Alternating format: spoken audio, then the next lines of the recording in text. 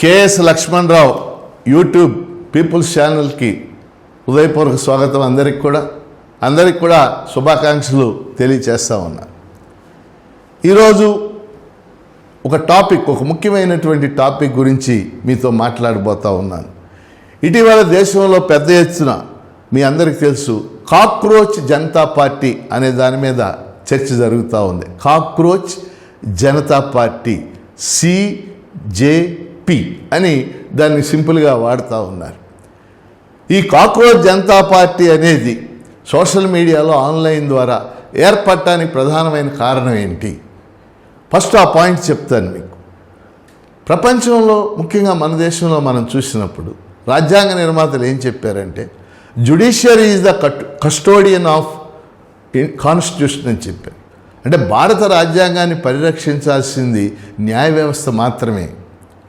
భారతదేశంలో అనేక మంది న్యాయమూర్తులు, ప్రధాన న్యాయమూర్తులు అద్భుతమైనటువంటి తీర్పులు ఇచ్చిన వాళ్ళని మనం చూసాం. మనందరికీ తెలుసు justice VR Krishna Iyer, justice Chinnapa Reddy, అట్లానే పిఎన్ భగవతి చీఫ్ జస్టిస్ చేశాడు ఆయన. అలాగే మనకి వైవి చంద్రచూడ్, వీళ్ళందరూ కూడా చాలా తీర్పులు ఇచ్చారు. మనందరికీ తెలుసు. ముఖ్యంగా ప్రజల యొక్క హక్కులు కాపాడటంలో కానీ, శ్రామికుల యొక్క హక్కులు కాపాడటంలో కానీ ఈ తీర్పులు చెప్పారు. కానీ ఇటీవల మనం చూస్తే సుప్రీంకోర్టు న్యాయమూర్తులు కూడా ప్రధాన న్యాయమూర్తులతో సహా వారి వ్యాఖ్యానాలు ప్రజా వ్యతిరేకంగా ఉండటం అనేక సందర్భాల్లో మనకు కనపడతా ఉంది. మొన్న 15వ తారీఖున, ఈ నెల 15వ తారీఖున సుప్రీంకోర్టు ప్రధాన న్యాయమూర్తి జస్టిస్ సూర్యకాంత్ ఒక వ్యాఖ్యానం చేశాడు. ఆయన నిరుద్యోగుల్ని బొద్దింకలతో పోల్చాడు. అంటే తర్వాత ఆయన ఏదో మాట్లాడినప్పటికి కూడా ఆయన నోటి నుంచి అది వచ్చేసింది, నిరుద్యోగులను బొద్దింకలతో పోల్చాడు. అంతేకాదు ఇటీవల ఆయన చేసిన ఇంకో వ్యాఖ్యానం కూడా చాలా బాధ్యతారాహిత్యంగా ఉందని 71 మంది రిటైర్డ్ IAS ఆఫీసర్లు, రిటైర్డ్ సివిల్ సర్వెంట్స్ ఒక ప్రకటన చేశారు. అదేంటంటే ఈ విధంగా పర్యావరణవేత్తలు మాటమాటికి కోర్టుల్లో కేసులు వేసి అభివృద్ధిని అడ్డుకోవడమే వాళ్ళ పని, వాళ్ళు అడ్డుకోని ప్రాజెక్ట్ ఒకటైనా మీరు చూపించండి అని వ్యాఖ్యానం చేశాడు. ఇది కూడా చాలా బాధ్యతారాహిత్యమైనటువంటి వ్యాఖ్యానం. ఎప్పుడైతే సుప్రీంకోర్టు ప్రధాన న్యాయమూర్తి జస్టిస్ సూర్యకాంత్ ఆ విధమైనటువంటి వ్యాఖ్యానం అని నిరుద్యోగుల్ని బొద్దింకలతో పోల్చాడు, అది పెద్ద సంచలనానికి దారితీసి బోస్టన్లో చదువుతున్నటువంటి ఒక విద్యార్థి, బోస్టన్ అంటే మనకు తెలుసు యునైటెడ్ స్టేట్స్ ఆఫ్ అమెరికాలో బోస్టన్ అనే నగరం ఉంది మనకు తెలుసు. అక్కడ చదువుతున్నటువంటి ఒక విద్యార్థి అభిజిత్ దీప్కే అనేటటువంటి విద్యార్థి ఈ పార్టీని స్థాపించాడు, కాక్రోచ్ జనతా పార్టీ. మేము బొద్దింకల పార్టీ పెడుతున్నామని చెప్పేసి ఆయన ఒక ప్రకటన చేశాడు. విశేషం ఏంటంటే ఆయన ప్రకటన చేసిన వారం రోజుల్లోనే దానికి 2 కోట్ల ఫాలోయర్స్ సోషల్ మీడియాలో. 2 కోట్లు, 2 లక్షలు కాదు, 200 లక్షల మంది ఫాలోయర్స్ దానికి ఏర్పడిపోయారు. ఇది చూసి భయపడిపోయినటువంటి కొంతమంది, ఏమిటి ఇంతమంది ఫాలోయర్స్ వచ్చారు అనేది చూసి భయపడిపోయినటువంటి కొంతమంది అభిజిత్ దీప్కే యొక్క సోషల్ మీడియా ఖాతాలను స్తంభింపజేశారు. అట్లానే ఆయన అధికారిక వెబ్సైట్ని తొలగింపు చేశారు. అభిజిత్ దీప్కే యొక్క ఎక్స్ ఖాతాని నిలిపేశారు. అంతేకాదు ఆయన ఇన్స్టాగ్రామ్ని కూడా హ్యాకింగ్ చేశారు. ఎందుకు ఇన్ని చేయాల్సినటువంటి అవసరం ఏంటి? కుర్రాడు అమెరికాలో చదువుకుంటున్నాడు, ఆయన ఏదో పార్టీ సోషల్ మీడియాలో పార్టీ పెట్టాడు, కాక్రోచ్ జనతా పార్టీ అని. దానికి మీకు ఇంత భయం దేనికి? ఆయన ఖాతాలు ఇవన్నీ చేయాల్సినటువంటి అవసరం ఏముంది? కేంద్ర న్యాయశాఖ మంత్రి కిరణ్ రిజిజు అని ఉన్నాడు, కిరణ్ రిజిజు. ఆయన అయితే ఒక పెద్ద వ్యాఖ్యానమే చేశాడు. ఇదంతా కూడా పాకిస్తాన్కి సంబంధించినటువంటి వాళ్ళు, పాకిస్తాన్కి అనుకూలంగా ఉండేటటువంటి వాళ్ళు చేసే ప్రక్రియ, పాకిస్తాన్ నుండి వాళ్ళంతా కూడా రిజిస్టర్ అయ్యారని చెప్పి చేశారు. కానీ వాస్తవంగా అందులో పరిశీలన చేస్తే 94% మంది, ఆ 2 కోట్ల మందిలో భారత భూభాగం నుండే ఆ కాక్రోచ్ జనతా పార్టీలో వాళ్ళు సభ్యులుగా చేరారు. సో కాక్రోచ్ జనతా పార్టీ ఒక 5 అంశాలను కూడా చెప్పేసింది, అంటే ఒక ప్రణాళికలాగా ప్రకటించేసింది.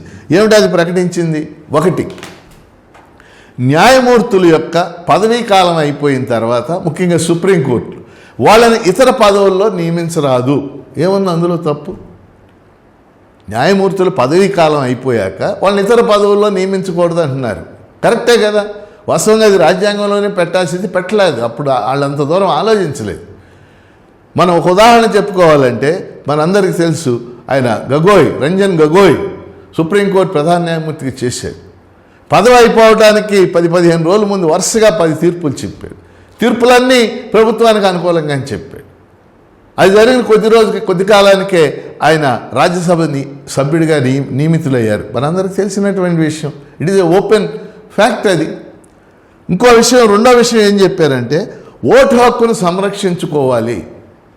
ఎందుకని ఇవాళ లాంటివి వచ్చి అసలు మనిషికి ఓటు హక్కు ఉంటుందా లేదా అనేటటువంటి డౌట్ ఏర్పడతా ఉంది.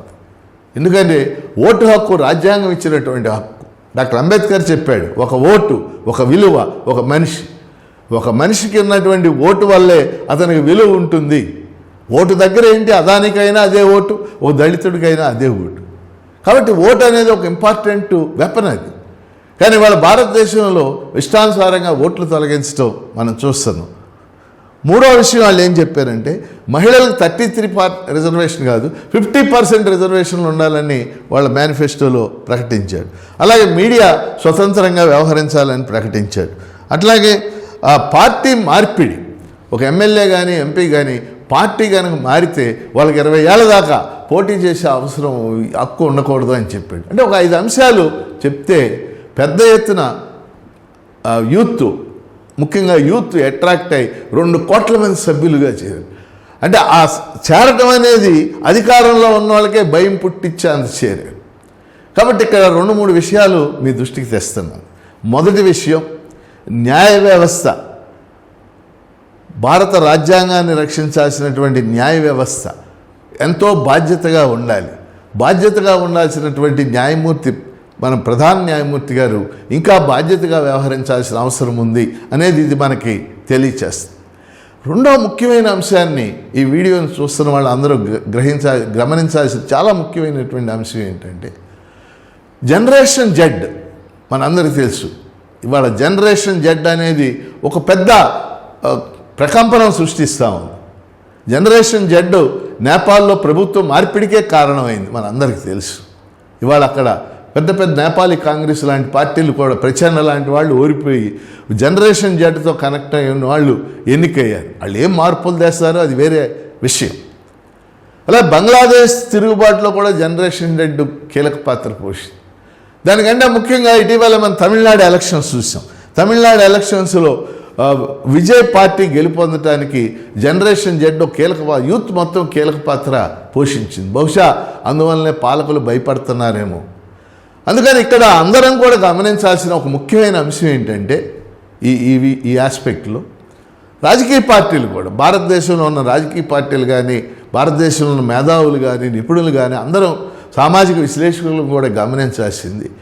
ఎందుకని యూత్లో ఈ అసంతృప్తి, ఆల్రెడీ ఉన్న పార్టీల పట్ల అసంతృప్తి, జరుగుతున్న విషయాల పట్ల అసంతృప్తి, ఈ అసంతృప్తిని మంచి మార్గం వైపు, మంచి మార్గం అంటే ఇక్కడ సంఘటితంగా ఉండే మార్గం వైపు, యూత్ని సంఘటితంగా చేసే వైపు ఏ విధంగా మళ్లించాలి అనేటటువంటిది ఈ మొత్తం కాక్రోచ్ జనతా పార్టీ ఆవిర్భావం అనేది, దానికి లభించిన ఆదరణ అనేది మనకు తెలియజేస్తూ ఉంది.